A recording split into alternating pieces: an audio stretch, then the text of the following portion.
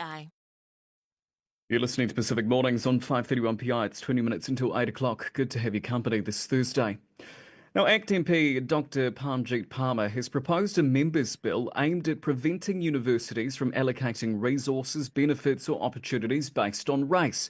Now, the bill follows a government directive for a colourblind public service but seeks to extend this principle to tertiary education.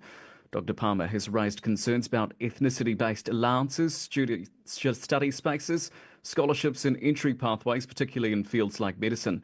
Now, if passed, the bill would require universities to prioritise need over race in their policies. Auckland University Vice-Chancellor Pacific, Professor Jemaima Tiatia-Siau joins me now for reaction. Malolele, thanks very much for your time. Malolele, Will, thank you. Look, what do you make of the bill? What are the concerns you perhaps would have? I think our immediate concerns is not to get too anxious about the bill, because if you pop along to, say, the parliamentary website, you'll find that they're not necessarily smooth sailing. For instance, a bill can be put forward by any member who isn't a minister, and most members' bills don't pass, yet they still have an impact. And obviously, this proposed bill having somewhat an impact. But I think it's important to allude to context.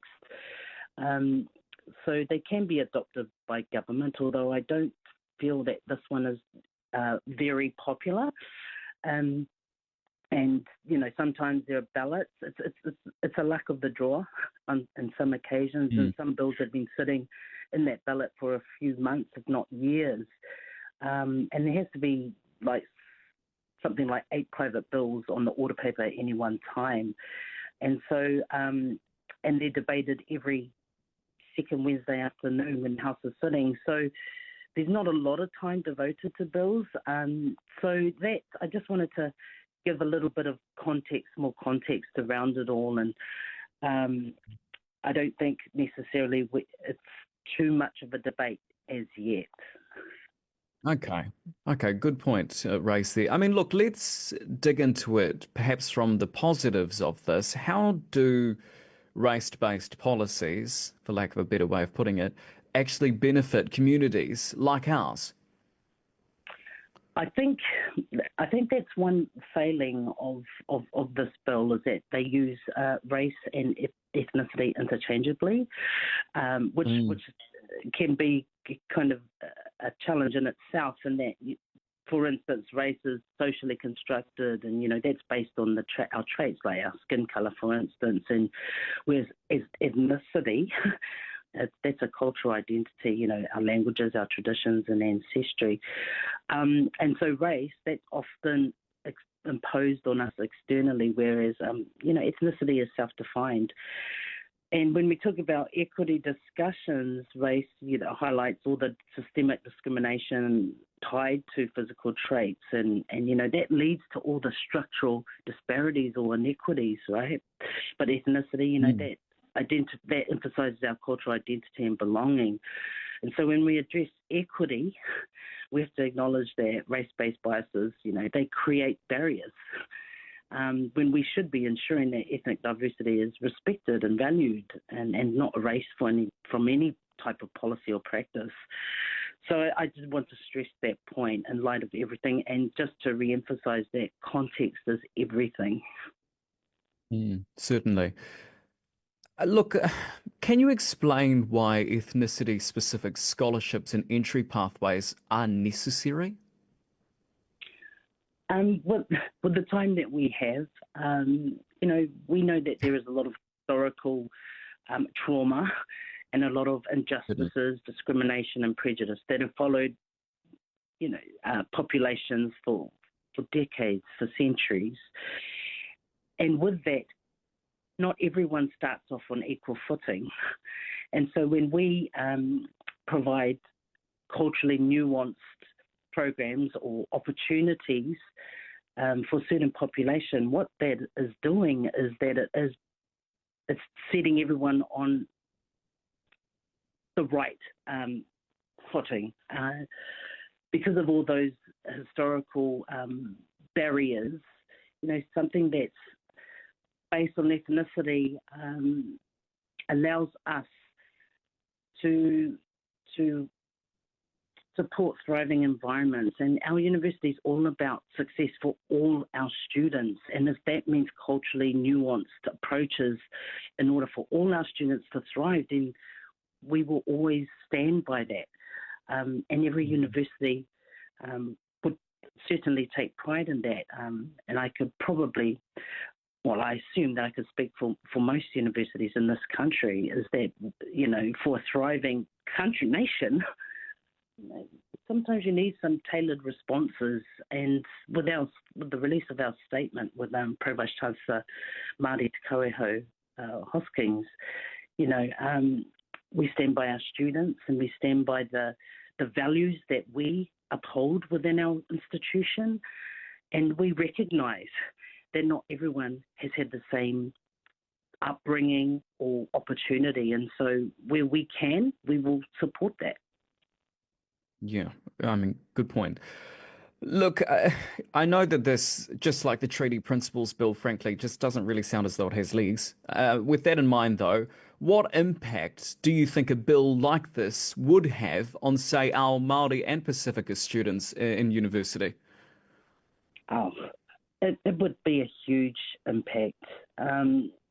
We're already currently on the road to reducing disparities between, say, Māori Pacific and non-Māori Pacific, and something like this, if it were to progress, would have a huge impact.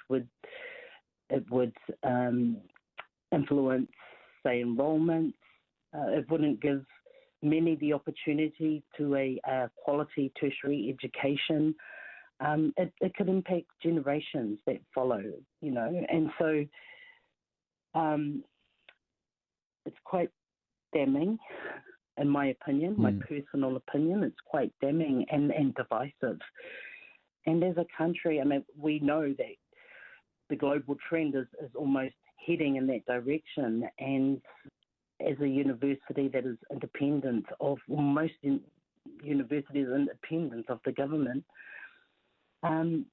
we should have the ability to direct, or at least provide the strategic direction for what success could look like. And if Māori and Pacific success means there is a particular focus, then we will stand by that. We will continue to do that.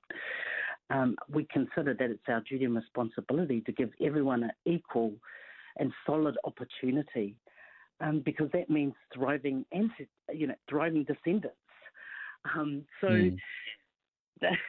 That's how we, that's our stance on it. And we're pretty happy. We're pretty happy around that. Yeah, no, certainly. Look, and I always use this phrase, this is my phrase when I'm doing interviews, is just to be devil's advocate for a moment. Why should race, or ethnicity rather, you highlighted a good point, I'm going to use the word ethnicity pushing on here. Why should ethnicity rather than socioeconomic status be a factor in university policies? I think for all the reasons that I've already outlined, that, because of ethnic disparities, there needs to be a particular focus. And like I said, our end goal for any university is to see our students cross that stage. And it's a proud moment, not only for those students and their support around them, but also their families. And so we will do whatever we need to do within the means that we have to ensure that Māori and Pacific are thriving just as much as anyone else. And if that means taking an equity lens on all our policies and our practices, then we'll stand behind that. And I can vouch for Te Kaueho and I that we will continue to support the interests of Māori and Pacific, whether that's our students, our staff, but also our communities. And so, we're hell-bent on the statement that we released. Sure. Look, it's very rich of me as someone who, well, frankly, I dropped out of high school and didn't go to university, but I'm going to ask, wouldn't a purely merit-based system ensure the best candidates get opportunities regardless of ethnicity? Well, that's the thing, right? That statement in itself is somewhat racist. because it assumes that everyone has been treated the same when we know throughout, say, our history in Aotearoa, for instance, that's not the case. And so, as I said, we will do what we can within the means that we have to ensure that we will try to close that gap, make every effort to close that gap. And our staff are, most of our staff are behind that. Yeah. Look, with that in mind, I mean, could policies that favour specific ethnic groups be seen as unfair to other students who face hardship but don't qualify? I mean, this question comes up time and time again when we have discussions like this, but just perhaps to reinforce your point. Yeah, I don't think this issue will ever go away. Well, not too quickly anyway. And we could, I mean, this is a debate that will, like I said, go on for a while. But unless we make stands, unless we point out the disparities or inequities, then the status quo will be maintained. And we know that status quo has not afforded the privileges of those who have had a head start in life. And so I don't see the issue in ensuring that all New Zealanders thrive. So this bill, me personally, I reject it. And I suspect our Māori and Pacific students do so also. And as a student-centred institution, it's our duty of care to ensure that everyone has that, an equitable access to services, to a quality education, afforded the privilege to succeed in life, and then not forgetting that we are in Aotearoa. We are Te Tiriti. We have an obligation to tangata whenua, and not forgetting that we are still, regardless of how many generations deep we've been in this country, recognising that we are not First Nations people, and so respecting that in all its forms.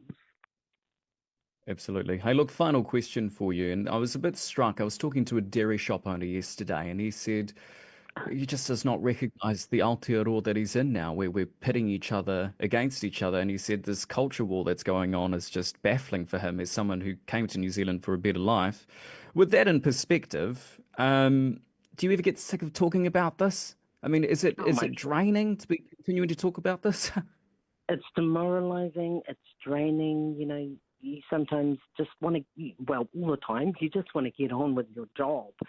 And this doesn't benefit anyone. In fact, it just causes more division and just builds just a negative environment.